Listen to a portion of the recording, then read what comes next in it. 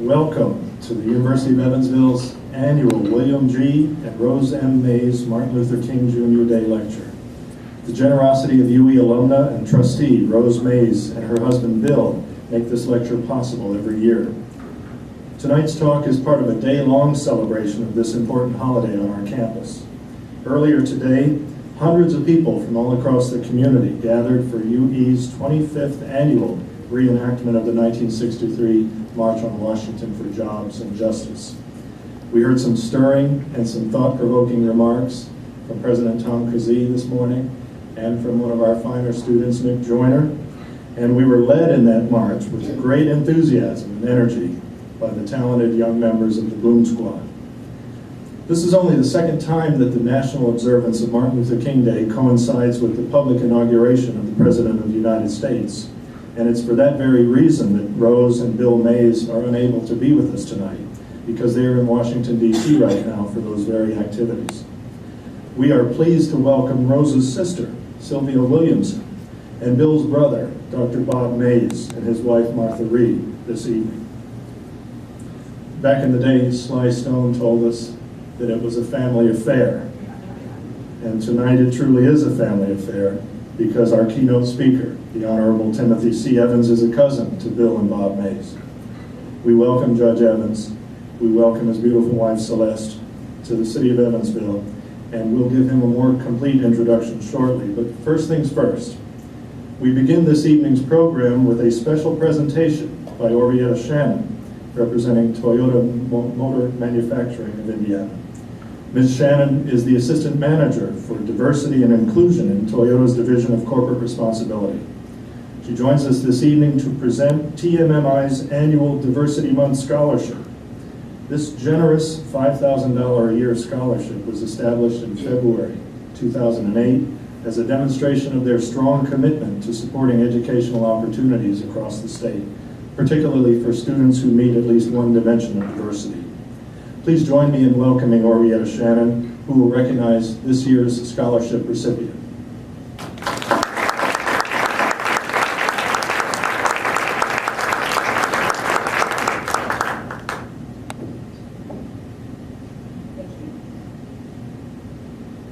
Good evening. It's exciting to be here today to present a scholarship. As Dr. Diane said, TMMI established a scholarship to show our commitment to fostering diversity and inclusion. And we started the scholarship in 2008. As a promising engineering student, Allie, and she's walking up now, has been selected to receive TMMI scholarship this year. On behalf of TMMI, I am proud to present Allie this $5,000 scholarship to use toward furthering her education. And thank you.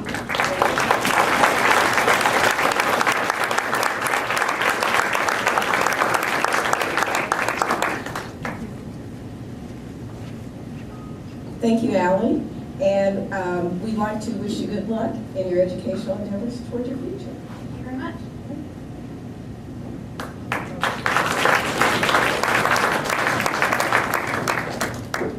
Our thanks to Orietta Shannon for coming tonight, and our deep thanks to the Toyota Motor Manufacturing of Indiana for their ongoing commitment to advancing educational opportunities.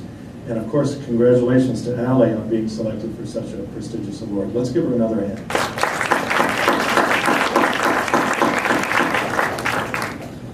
Now we move to the formal introduction of tonight's speaker, our keynoter. And here to make the introduction is the President of the University of Evansville, Dr. Tom Kazee. Please join me in welcoming Dr. Kazee.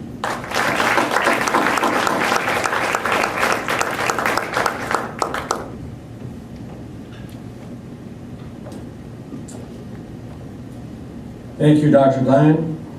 Let me add my sincere thanks to TMMI for the scholarship and for the many ways in which they support our students at the University of Evansville. I'd like also to welcome Ms. Williamson, the Mayses, Judge Evans, UE alumnus Mayor Lloyd Wieneke, and First Lady Carol McClintock, and all of you who are our guests this evening. Timothy C. Evans serves as the Chief Judge of the Circuit Court of Cook County in Chicago, the largest of the 22 judicial circuits in Illinois, and one of the largest unified court systems in the world.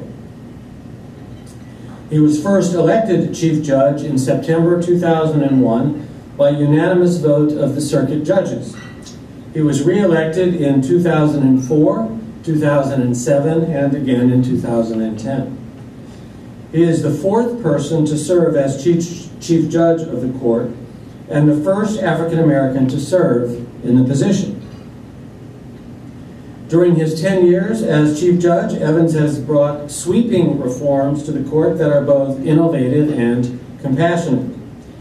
Under his leadership, there has been an unparalleled growth in free legal services for low-income, self-represented litigants, including a free mediation program to help homeowners facing foreclosure. Throughout his career, Judge Evans has been an outspoken voice for equal opportunities for women and minorities. He is a 1965 graduate of the University of Illinois. He earned his JD in 1969 from the John Marshall Law School in Chicago.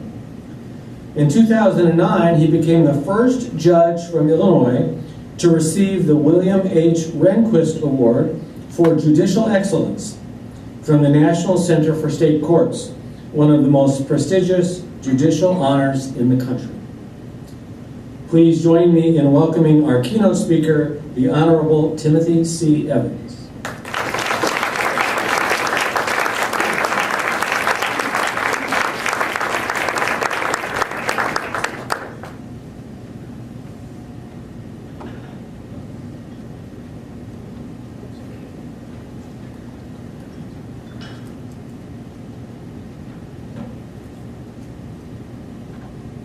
I want to thank you, Mr. President, for the very kind and generous introduction. I certainly appreciated it, and I listened closely as you shared your thoughts. I want to welcome the mayor of this great city, the members of the Board of Trustees, the members of the faculty, friends of the University of Evansville. I'm delighted to be here this evening to celebrate the life of Dr. Martin Luther King, Jr. I want to thank William and Rose Mays for their generous establishment of this King Lectureship. That was very compassionate of them to do so. I want to thank Dr.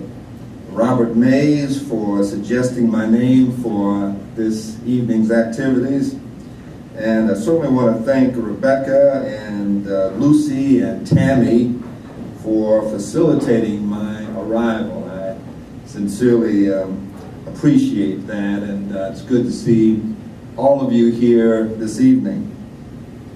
I've given some thought to the theme that I wish to stress tonight, and I want to share that with you since we're talking about Dr. King and what he has meant to this nation and his legacy. I call it, what shall we do with Dr. King's dream? What shall we do with Dr. King's dream? It's been written that a society can be judged by the character of the people that society produces.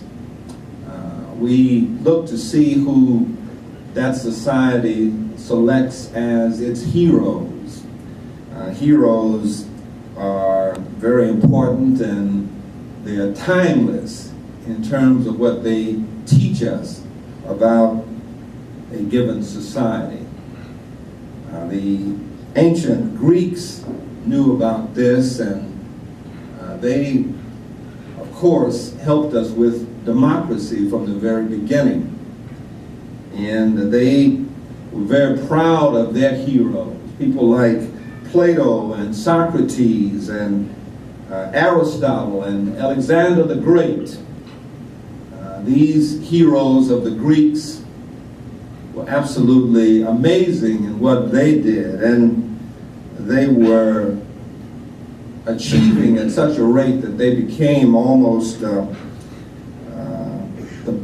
beneficiaries of immortality. They escaped oblivion because of their wonderful work.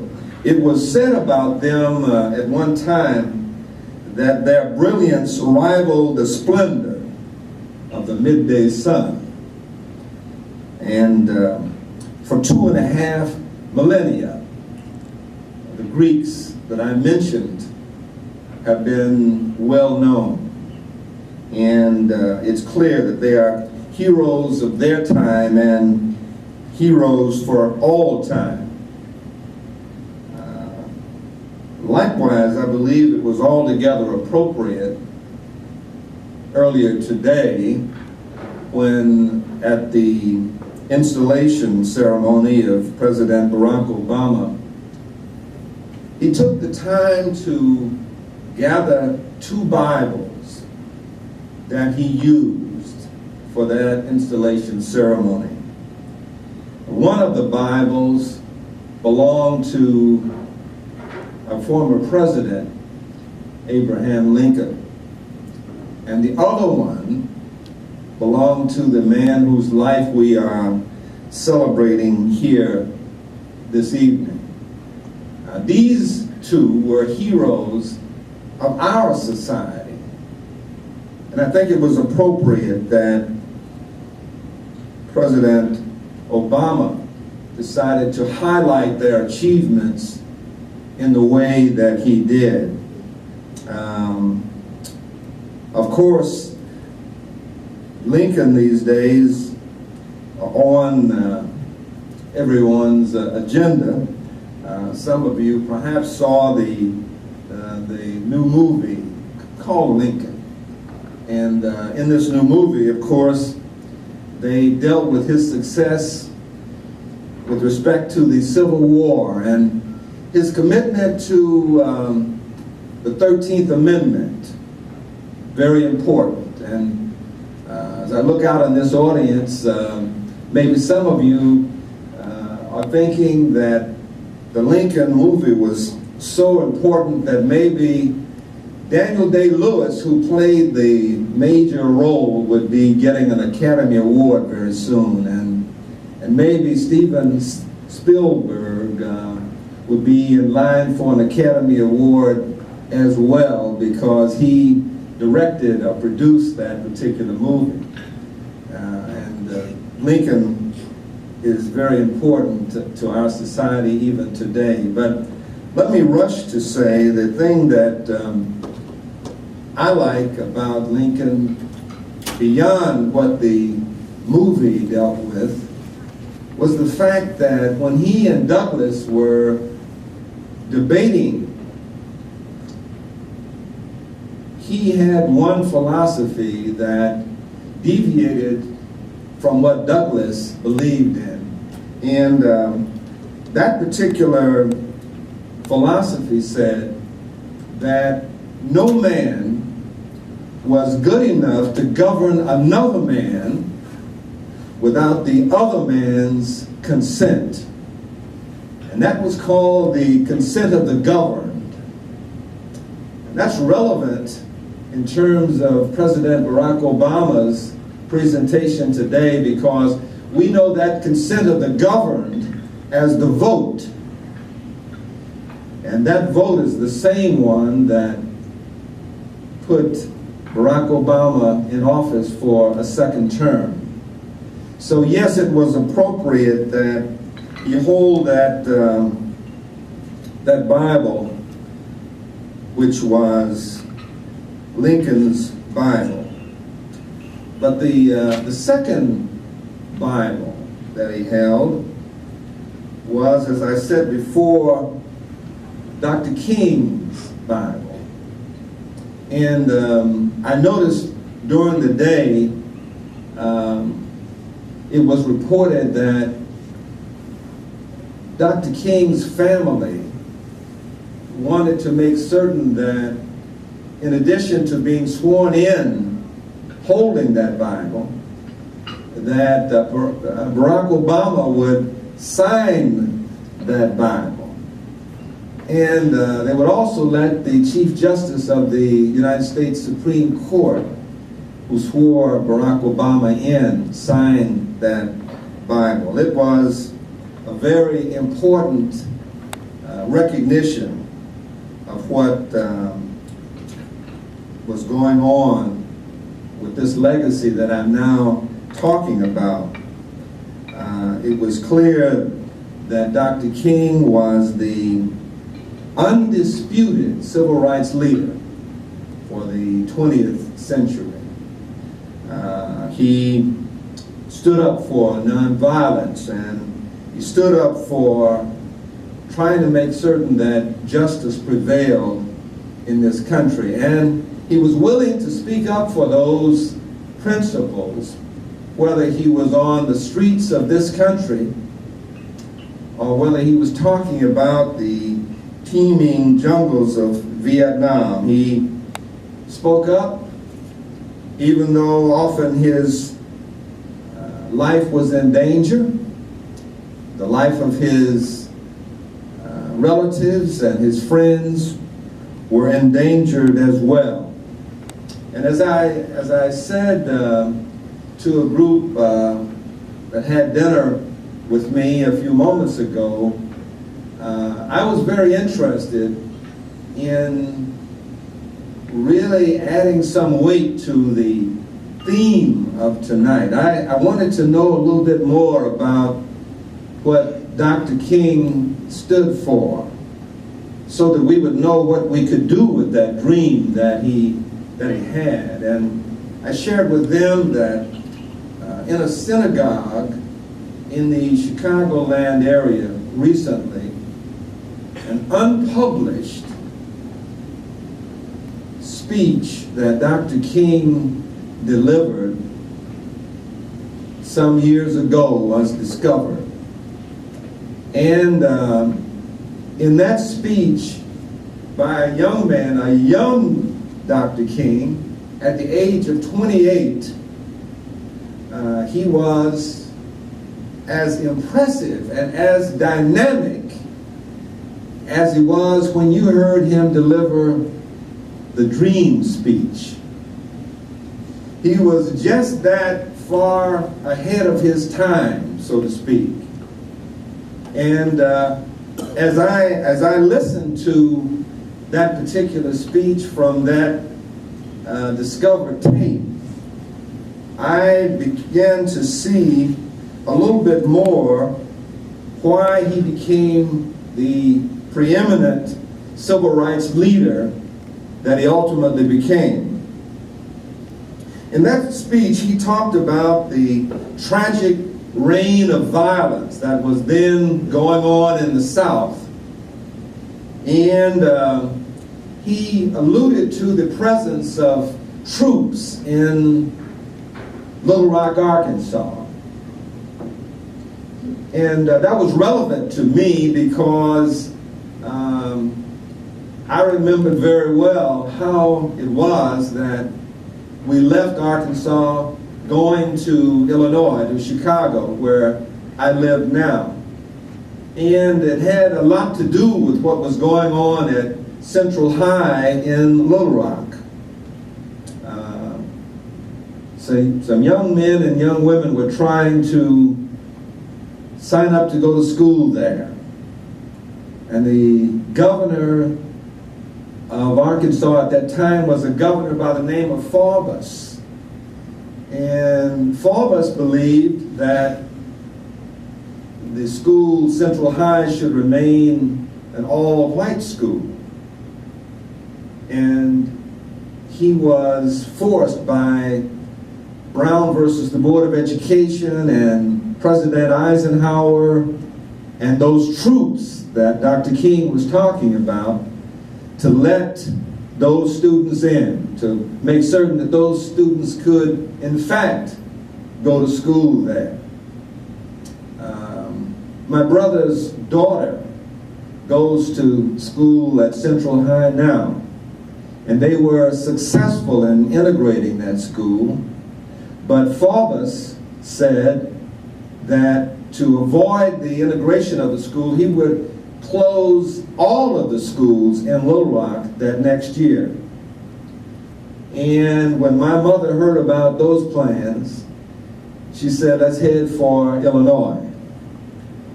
And that was what Dr. King was talking about when he talked about troops being in Little Rock.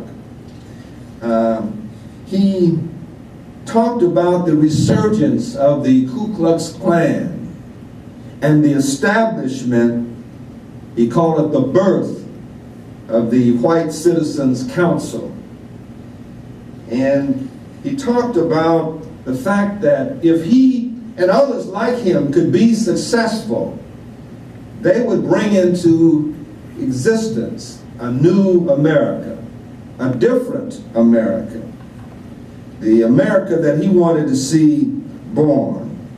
And he divided the racial situation in this country into three categories in this particular recording. The first category he described as the period of slavery, and he said that that category was from 1619 to 1862. And he talked about the fact that people who were then called Negroes were not citizens. They were things. They were property. They were a kind of cog in the slavery apparatus, and he described that in great detail. And he alluded to the Dred Scott case, which was a case heard in 1857, and he talked about the impact of the Dred Scott case on America's outlook on these people who were slaves, and how it was in that case that it was determined that they could not be considered citizens. He then talked about the second phase, which he described as a phase between 1862 and 1954. He called it the period of segregation. And he alluded in that particular phase to the case of Plessy versus Ferguson, which was decided in 1896, and that made separate but equal the law of the land. And even at 28, he talked about the impact that separate but equal had on the people who were participating in that process. He said that it touched their souls and their mind. He said it convinced the segregators that they had a superior mechanism that made them better than the people who were segregated against. And he said that those who were segregated against, it gave them a false sense of inferiority.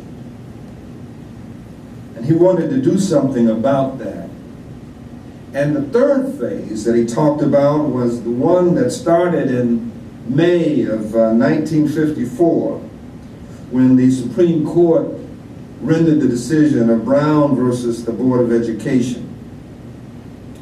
And it developed from listening to this speech that Dr. King, even at 28, was on a quest for fairness, equality, freedom, and justice.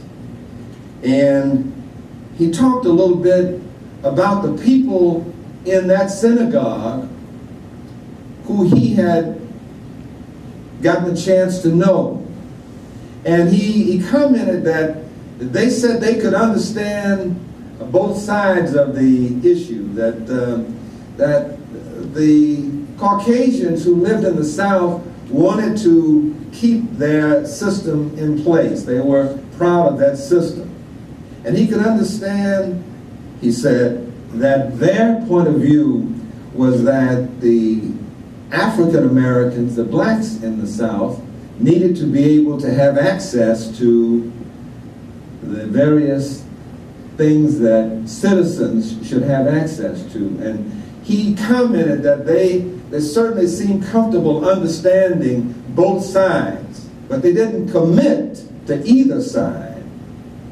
And he wanted them to commit that night to the side that he considered to be the right side. And he said that it was always a good time to be on the right side. Of course, we know that Dr. King went on to speak up against what was then the war in Vietnam, and how unpopular his speaking up was back then, and the kind of courage that it took for him to take on the then President of the United States, LBJ. And we know that at the time that he died, many of the people who subsequently said that they were his friends had spoken out against him earlier that same week. But he spoke up and he spoke out, and he was right even then. I wondered what he would think about what goes on today. If somebody told him about what happened in Newtown, I know it would be disappointed, but I don't think he would be surprised. He knew that evil does lurk even in our country. And I'd hate to tell him about not only those 20 babies who died in the first grade, along with 6 of their teachers, but I'd have to admit to him that even in my town, Chicago, last year, Chicago was known as, in effect, the most dangerous town in this country. There were 508 homicides in that one year. And even in this year, this new year, 6 young people have already been killed in less than 3 weeks. So we seem to be on another record-setting path. I'd hate to talk to him about that. I'd hate to talk to him about the injustice that still goes on even in our country, even after he gave up his life. The kind of injustice that says that equal education is still not fully available. And there are still some economic disparities, even in our country, that our criminal justice system is not a perfect one. Before I left home to come down here, a place where I used to work before I became a judge, I was a member of the city council in Chicago for almost 20 years, and the city council awarded damages to a gentleman by the name of Logan. And Mr. Logan had spent 26 years in jail for a crime that he did not commit. And the difficulty beyond that, if that were not bad enough, was that the people who prosecuted him knew that he did not do it. And the people who knew who did do it were the lawyers of the man who did do it. And under the canons of ethics, the lawyers could not reveal that their client had carried out that offense. So Mr. Logan stayed in jail 26 years until the client of the lawyers passed away, giving the lawyers an opportunity then to step forward and to say that their former client was the one who had committed the crime that kept Mr. Logan in jail for 26 years for something that he did not do. I'd hate to have to talk to Dr. King about what happens in our system sometimes. But before we get too discouraged about the situation, we have to remember something that was often quoted back when Dr. King lived. It's a passage from the Old Testament of the Bible, and that it provides as follows, that if there be a prophet among you, I, the Lord, will make myself known unto him in a vision, and I will speak unto him in a dream. Well, I believe that Dr. King was divinely selected, and he clearly was the prophet of our time here on earth. And of course, he told us about that dream, that God has the power to make the crooked places straight and the rough places plain, and the power to hew out of a mountain of despair a stone of hope, so that the glory of the Lord can be revealed and all flesh can see it together. If Dr. King were alive today, he would remind us never to be satisfied with a status quo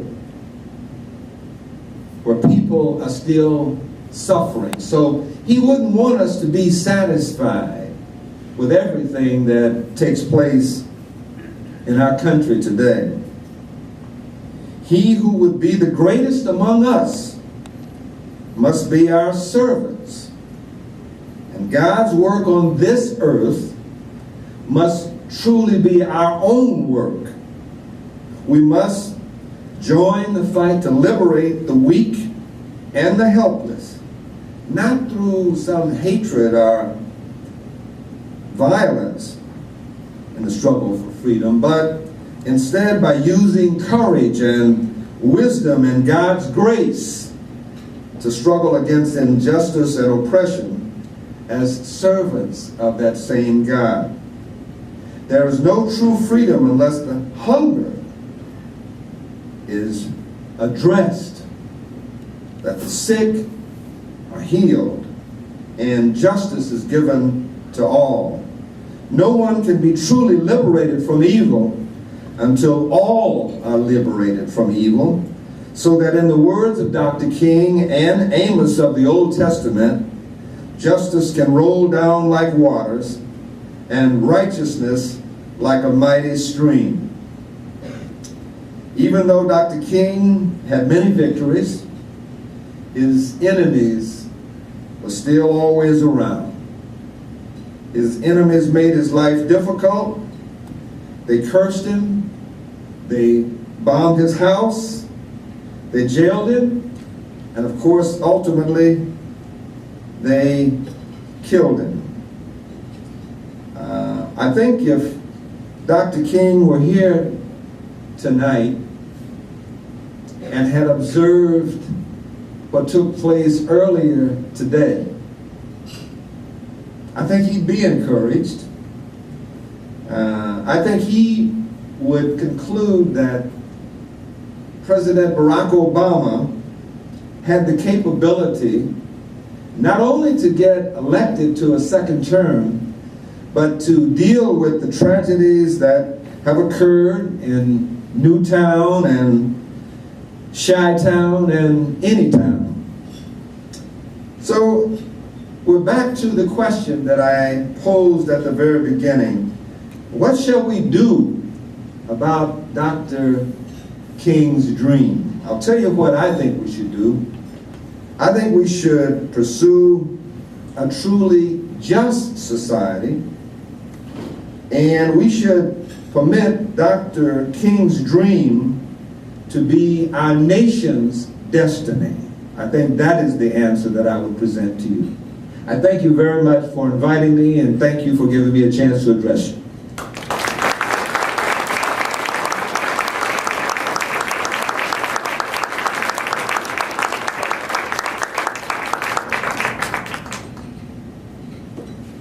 We've got a few moments for a question and answer period. We have a traveling microphone.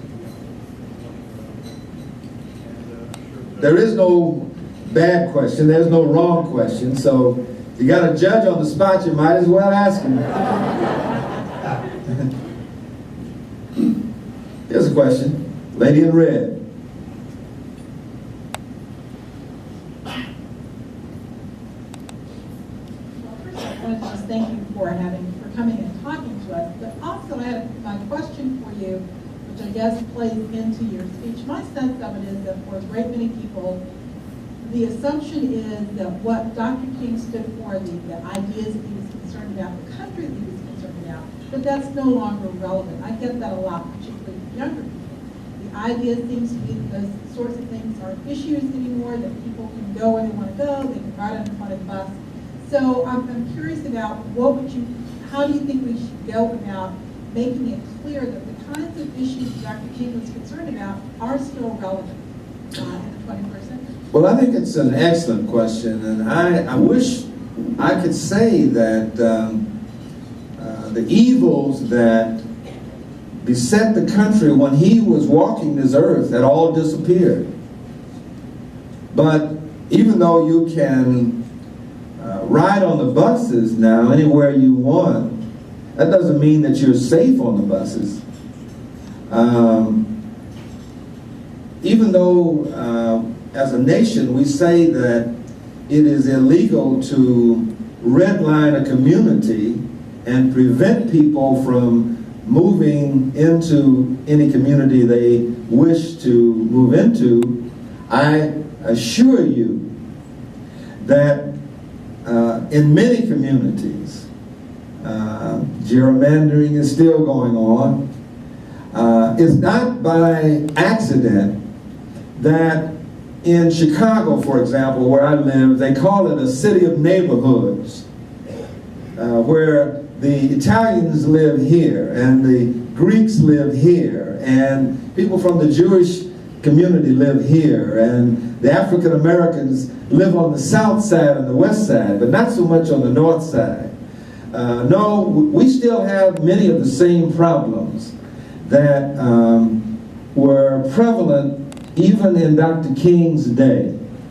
And the thing I would remind young people today about is that unless they get the kind of education that they can get at a school like this one, so they can deal with the kinds of evils that I'm describing, we will find ourselves back where we were when Dr. King was doing what he was doing. Oh yes, there are people who are dedicated to that. And fortunately for us, there are enough Dr. Kings around. They are bright, they are talented, they are capable, they are able, and they are courageous. And they are willing to step forward to meet that evil and to put it in its place. You know, they used to tell blacks, we should stay at our place. We have to keep evil in a place. And that is a place where it will not stop people from getting a decent education, where it will not stop people from being able to live wherever they want to live, where it will not stop people from speaking out against the misuse of guns, for example. No, it requires courage, just as much courage today as it took Dr. King to stare into the eyes of those who wish to discriminate against him And I hope you will continue to encourage young people like the young people you are talking about, because they have not necessarily walked the picket lines. They have not necessarily had someone tell them that just because of their color, they can't sit where they want to. But if we don't stay vigilant, that day will come again, and we want to be prepared when it does. Thank you for the question.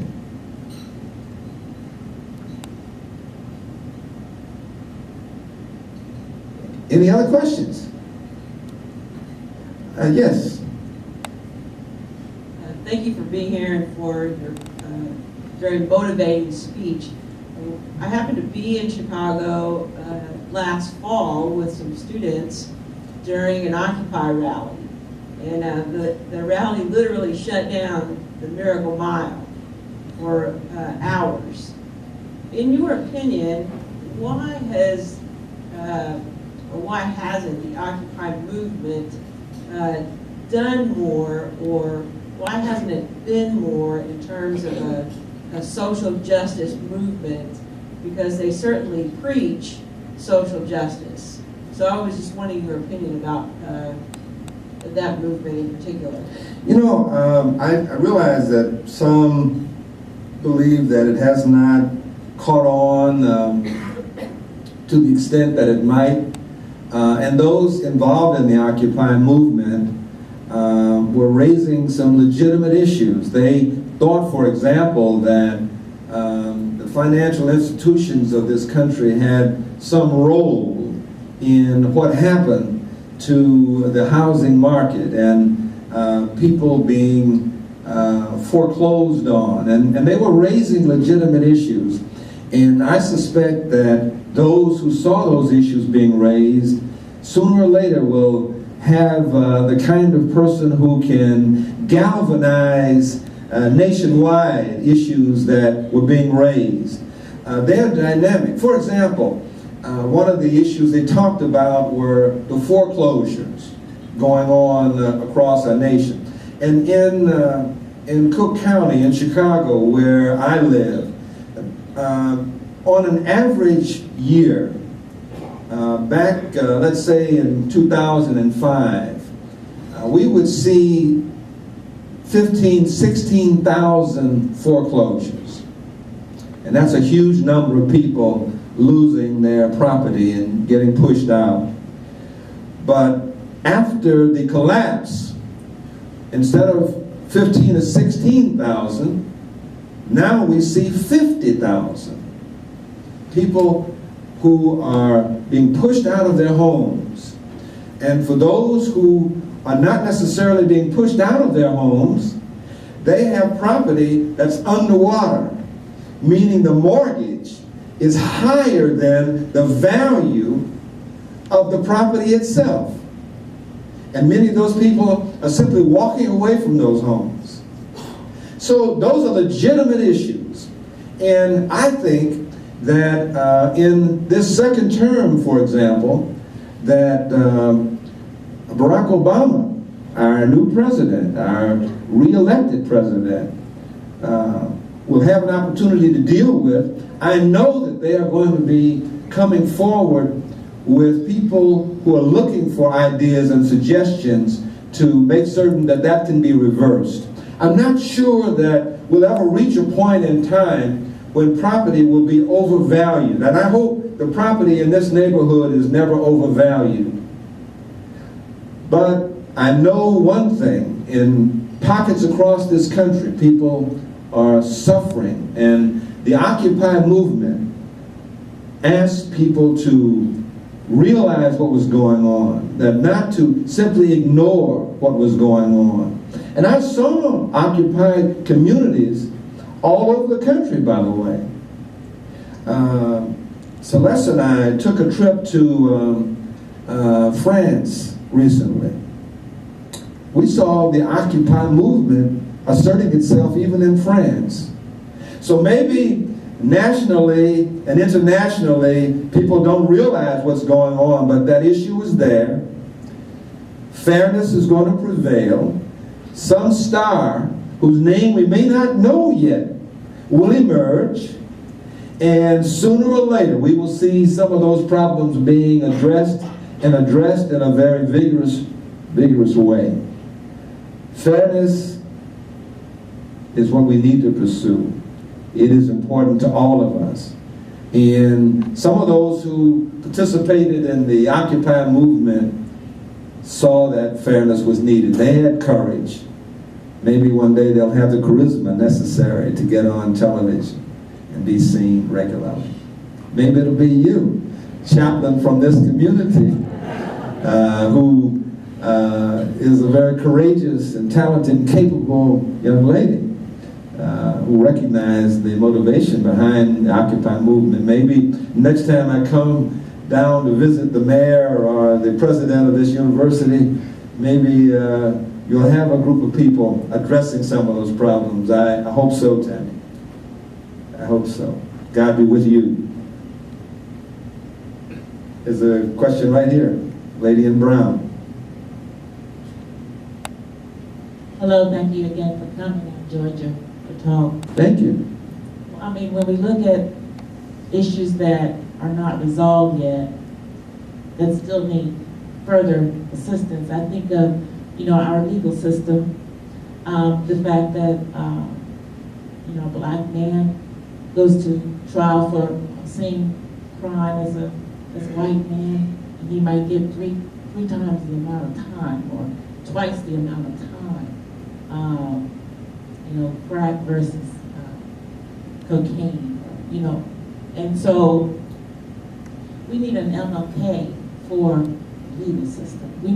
It sounds like from your bio that you're doing some wonderful things where you're from, but it seems like there's somebody to just latch a hold to an issue and make it national and bring it to the forefront. That would be so wonderful. Well, I don't know if that's a question or not, but... Well, it certainly addresses a legitimate concern. Anytime people who are charged with the same crime are treated differently by the criminal justice system, it needs to be addressed. And yes, in pockets, it is being addressed. Books have been written about that disparity that you described, where certain drug is treated one way, and for a long time another drug was treated in a different way. But I think that wherever issues like that take place, I think that those issues have to be raised, and there are ways to do that. We have lawyers in our community back in Illinois who are representing eleemosynary groups where they will take those cases free of charge, and they go all the way up. Many of the people who, for example, have been arrested and charged and prosecuted in Illinois, many of those people were on death row before lawyers started to come forward and to challenge some of those cases. And the DNA, for example, has freed so many in Illinois that we have abandoned the death penalty completely. So don't get discouraged. Oh yes, there are lawyers out there who are willing to stand tall and raise those issues and do it dramatically and insist on fairness. Sometimes the cases have to go all the way up. But our system is one, fortunately for us, that does not rely on one level always being right. One thing about the law is that at the trial court level, you can lose and then appeal to the appellate court level. You can lose there, and then you can appeal to the Supreme Court level. You can lose there, and you can go to the federal system, and then you can go all the way up to the Supreme Court, the United States Supreme Court. It's what they had to do. Brown Board of Education Those cases that I alluded to, they had to go all the way to the Supreme Court before people could see the merit of the issue being challenged and resolved. But I have some faith and confidence in the Supreme Court, and that's the same one that gave me that Rehnquist Award that they alluded to earlier. And I think we can expect to see some more surprises up there. Recently, the gentleman who gave me that award, the Chief Justice of the United States Supreme Court, was dubbed a ultra-conservative judge. But recently, he surprised everybody with a very liberal and progressive decision. And maybe the time will come when our Supreme Court can do that on a regular basis. I pray so. I pray so.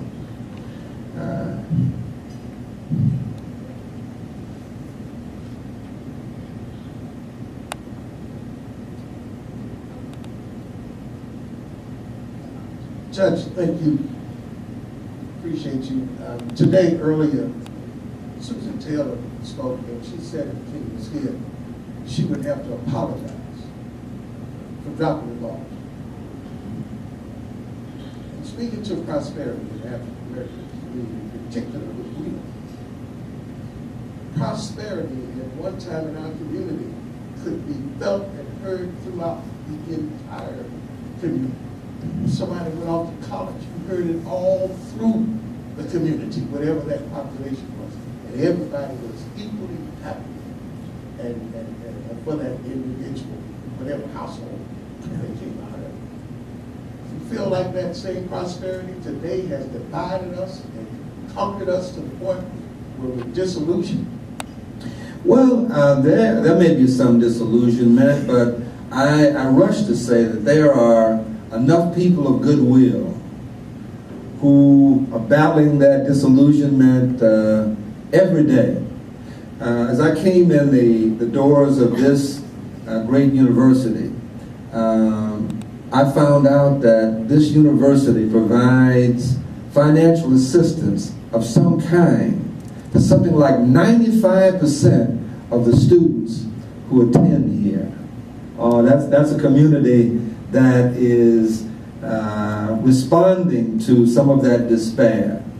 And I think an institution like this one that would do that for the young people are, I'm sure, putting something on those young people's minds so that they will in turn give back.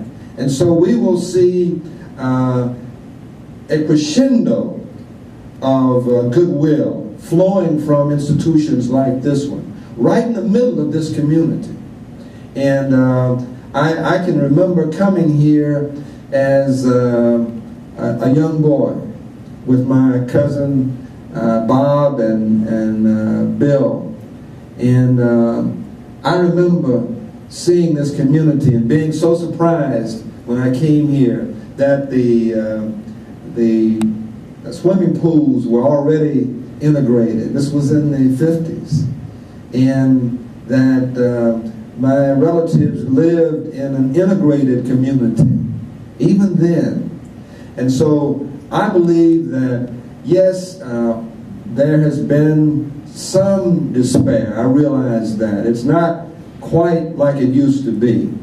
I'm not one of those who is discouraged. I know that there are people of goodwill all around this community and communities like this one across this nation. If I'm remembering correctly, when I had a chance to shake your hand when you came in, you're doing something for the NAACP already.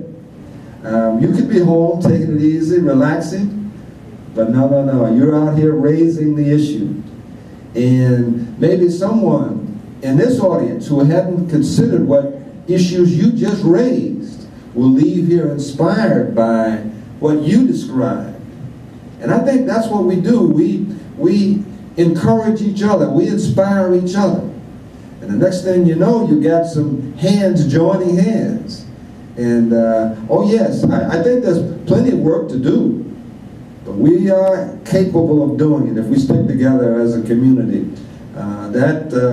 That community of goodwill that Dr. King talked about has to start from a community like this one and spread all over this nation. I think we'll get there. I think we'll get there.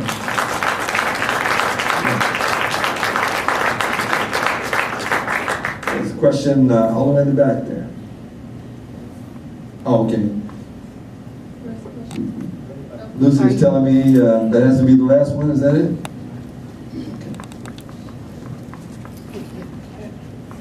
Hi, I'll be real quick. I just had a question. I have a 9-year-old son, and he wanted to attend the reenactment march today they had here, and his school has school today. He wanted to stay home and do that. I let him, and the school says that's unacceptable. To me, they take federal money, it's a federal holiday. They think it's not relevant, I guess, because it's a mostly white school.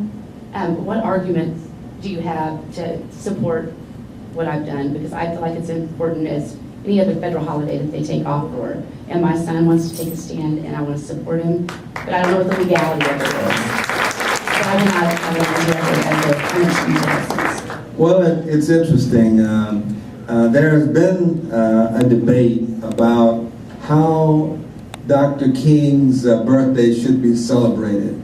And I realize that some believe that all of the stores should be closed, and some believe that the stores should be open. I noticed that President Barack Obama, has embraced a point of view that it's best to be of service on Dr. King's birthday, to celebrate by being of service. And I realize that there may not be a uniform view on that, but it sounds like you are a woman of courage, and it sounds like you don't mind speaking up. I believe that son of yours learned quite a few lessons listening to Mama, and I hope you will be encouraged. How old is your son? 9. 9 years old? Yeah. And he'll always take off school if he can, but I told him, we're not playing video games, we're doing this. You want him to take off for a good reason, though. Well, I appreciate your being here, and I think your son has a marvelous parent with a good heart, and I got a feeling that if your son decides to go to this school someday, we might see another star emerging from this community. Thank you very, very much for giving me a chance to chat with you.